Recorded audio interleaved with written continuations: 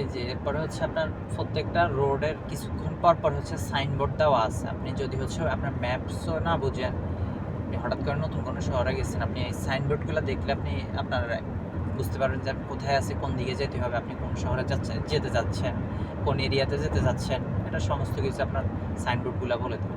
এই যে এখানে হচ্ছে একটা স্টেডিয়াম হচ্ছে, এটাই হচ্ছে 2036 সালে যে হচ্ছে এখানে সৌদি আরবে যে হচ্ছে ফুটবল বিশ্বকাপ হবে, সেটার জন্য এরকম স্টেডিয়াম তৈরি করতেছে। এটা হচ্ছে খোবারের মধ্যে একটা, বিভিন্ন শহরে এরকম স্টেডিয়াম তৈরি হচ্ছে, কাজ চলতেছে। প্রতিদিন এই রোডে আসা যাওয়া হয়, তো আসতে যাইতে দেখি।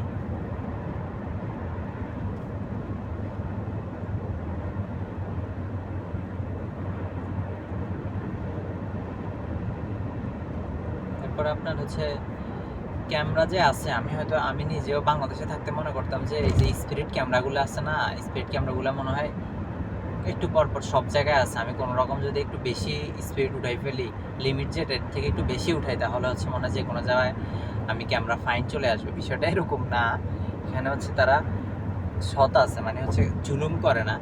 আপনার হচ্ছে যে ক্যামেরা আছে না, ক্যামেরার 200 মিটার 300 মিটার আগে তারা হচ্ছে ক্যামেরার একটা সাইনবোর্ড দিয়ে দেয় যে সামনে ক্যামেরা আছে, আপনাকে ওয়ার্নিং করতেছে। তাহলে কেউ যদি ধরেন আপনার 110 লিমিটের উপরে গাড়ি চালাইতেছে, 120-এ চালাইতেছে, সে যদি ওই সাইনটা দেখে, সে কিন্তু 200-250 মিটারের মধ্যে সে চাইলে কিন্তু ব্রেকে চাপ দিয়ে তার স্পিড কমায় 10-এ চলে আসতে পারবে।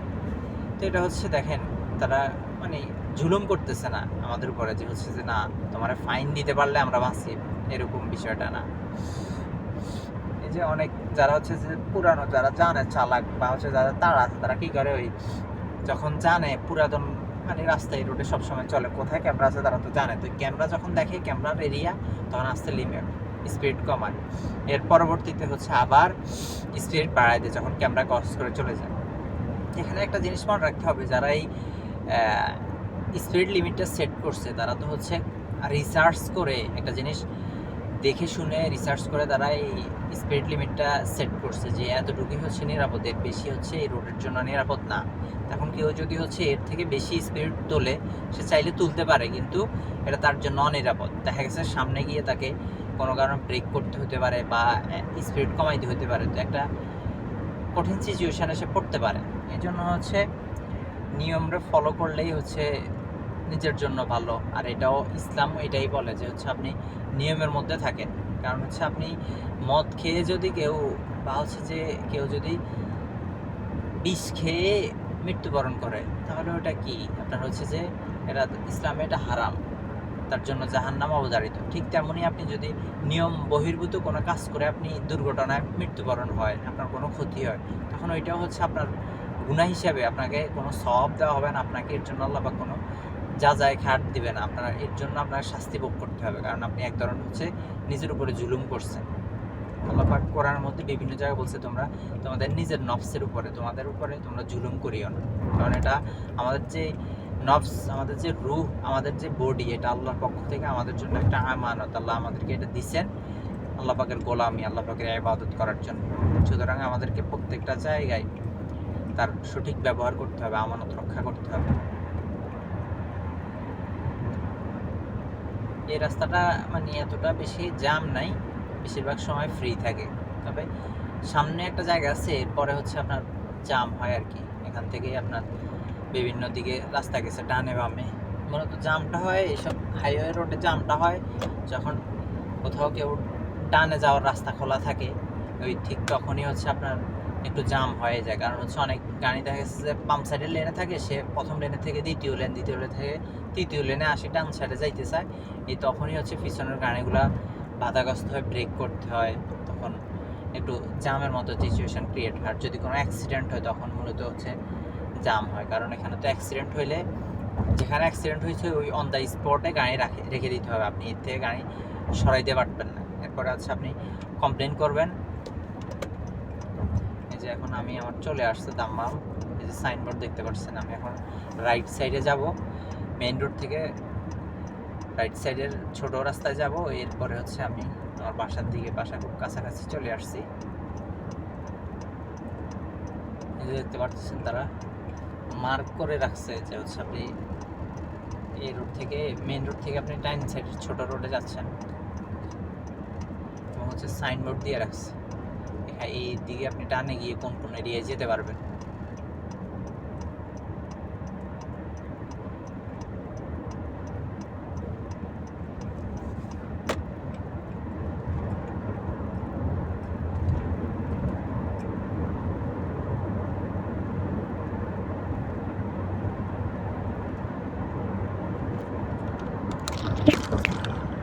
যে আমার গাড়ির স্পিড লিমিট এটা এখন হচ্ছে সাইডের রোডে, তো এই জন্য 95 94-এ চালাচ্ছি।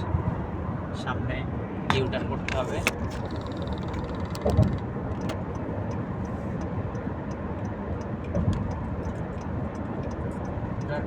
সুন্দর সিস্টেম, আপনার হচ্ছে ট্রাফিক সিগন্যালের আগে ইউটার্ন করে দিছে। যারা লেফট সাইডে যাইতেছে, লেফট সাইডের রোডে যাইতেছে, তারা যেন ইশারা ক্রস করতে না হয়, ইশারার জন্য দাঁড়ায় থাকতে না হয়, তারা লেফট সাইডে ইউটার্ন করে চলে যাবে। এবং হচ্ছে আপনার ডাইন সাইডে যদি কেউ যেতে চায় ইশারা থেকে ডাইন সাইডে, তাদের জন্য রোড খোলা আছে। শুধু যারা সোজা যাবে তাদের জন্য হচ্ছে ইশারাতে মানে ট্রাফিক সিগন্যালে অপেক্ষা করতে হবে। মানে কীভাবে হচ্ছে দেখছেন, মানে গাড়ির যে চাপ, ওই চাপটা তারা কীভাবে কমাই দেওয়ার চেষ্টা করে। এই যে আমি একটু ইউটার্ন করে আসছি, আমি পিছনে আমার মিরর দেখতে হয়েছে গাড়ি আছে কি না। এই যে এখন আমি ডাইন সাইডের রোডে যাব, অবশ্যই ইন্ডিকেটর ব্যবহার করতে হবে। ইন্ডিকেটর হচ্ছে মানে আপনার ড্রাইভিংয়ের একটা মানে রুহ বলা যেতে পারে, কারণ ইন্ডিকেটরের দ্বারা বহুত কিছু হয়। আমি চালাইতে অনেক সময় দেখি অনেক ড্রাইভাররা ইন্ডিকেটর দিবে না, তখন হঠাৎ করে চলে যায়, বা হচ্ছে আমি কনফিউশনে থাকবো যে সে কি ডানে যাবে না বামে যাবে না সোজা যাবে। মানে সে যদি ইন্ডিকেটর ইউজ করে তখন আগে থেকে আমি বুঝতে পারতেছি সে কোন দিকে যাবে, তখন আমার ডিসিশন নেওয়াটা সহজ হচ্ছে। কিন্তু সে যখন ইন্ডিকেটর ব্যবহার না করবে তখন হচ্ছে আমার জন্য ডিসিশন নেওয়াটা ডিফিকাল্ট হয়ে যায় এবং এরকম সিচুয়েশনে অ্যাক্সিডেন্ট হওয়ার সম্ভাবনা বেড়ে যায়। তো এই জন্য যারা ড্রাইভিং সেক্টরে আসতেছেন বা আসছেন, আপনাদের কাছে অনুরোধ থাকবে গাড়ি চালানোর সময় অবশ্যই ইন্ডিকেটর ইউজ করবেন। আবার অনেক সময় এটা আমার মধ্যেও আসে, অনেক সময় আমরা যখন দেখি যে না গাড়ি আশেপাশে নেই তখন ইন্ডিকেটর ব্যবহার করি। তখন যখন আমি ইন্ডিকেটরটা না ব্যবহার করছি গাড়ি নাই দেখে, তখন এটা আমার অভ্যাসে পরিণত হবে। তো এই জন্য গাড়ি আসছে কি না ওইটা আমার দেখার বিষয় না, আমি হচ্ছে রুলস ফলো করব, ইন্ডিকেটর ব্যবহার করব অবশ্যই। এটা হচ্ছে আমার একটা সাজেশন থাকবে আপনাদের জন্য। এই যে আমার পাশের কাছাকাছি চলে আসছি, যে এই ইশারাটা এই ট্রাফিক সিগন্যালটার পরেই হচ্ছে আমি ডাইনে যাব। এই পর্যন্তই। আসসালামু আলাইকুম। যারা ভিডিওটা দেখছেন, যদি আমার কোনো ইনফরমেশন দ্বারা আপনি যদি উপকৃত হয়ে থাকেন তাহলে অবশ্যই লাইক কমেন্ট করবেন, সাবস্ক্রাইব করবেন, পাশে থাকবেন। আসসালামু আলাইকুম।